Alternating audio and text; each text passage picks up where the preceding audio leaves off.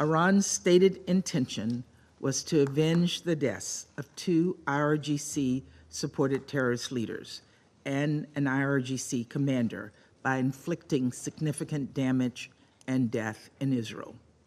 Thankfully, and through close coordination between the United States and Israel, Iran failed to achieve its objectives. This outcome does not diminish the fact that this attack, intended to cause significant death and destruction, marked a significant escalation by Iran. It does not negate the need for immediate Council action. This is a moment for this Council to speak out with one voice and condemn Iran for its unprovoked attack against another member state, and equally important, to impose serious consequences on the IRGC for its actions. Colleagues, in a broad sense, Iran was complicit in the October 7th attacks on Israel through its funding, training, capabilities, and support for the military wing of Hamas. And after Hamas's horrific attack carried out nearly a year ago today, the United States sent a clear message to Iran. Don't exploit the situation in ways that would risk propelling the region into a broader war. The IRGC flagrantly and repeatedly ignored this warning. I can think of no starker example of state support of terrorism than launching ballistic missiles to avenge the death of a terrorist leader. It is indefensible and it is unacceptable. And we have a collective responsibility as members of the Security Council to impose additional sanctions on the IRGC for supporting terrorism and for flaunting so many of this Council's resolutions.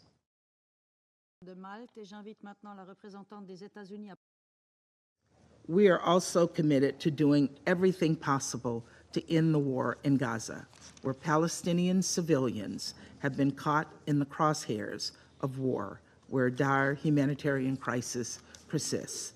That's why we're working to bring about a ceasefire deal with release of hostages, consistent with Resolution 2735. The events of the past week should send an unambiguous message to Hamas's leadership, which continues to cower in tunnels beneath Gaza. Hezbollah and Iran will not rescue you. The only path forward is a ceasefire agreement. We must double down on diplomatic solutions that would ensure the safety of people across the region. Full conclusion of your presidency during the month of September. I wish to thank Secretary. As President Biden emphasized following yesterday's attack, the United States is fully supportive of Israel. Our actions have been defensive in nature. Let me be clear. The Iranian regime will be held responsible for its actions, and we strongly warn against Iran or its proxies taking actions against the United States or for their actions against Israel. Lui redire le plein soutien et toute la confiance de la France. Il est temps que le Conseil de sécurité fasse preuve d'unité et puisse d'une seule voix demander de travailler à la désescalade dans la région. La France poursuit ses efforts en ce sens en lien avec ses partenaires. В Совете в сентябре объективно непростом месяце для любого председательства. И поздравить после серии политических ликвидаций, включая убийство главы исполсовета Хамас Хании, генерального секретаря Хизбаллы Насраллы и ряда других лидеров противостоящих Израилю движений, в конфронтацию включился и Иран, целых 2 месяца проявлявший исключительную в данных обстоятельствах сдержанность. Совета в октябре.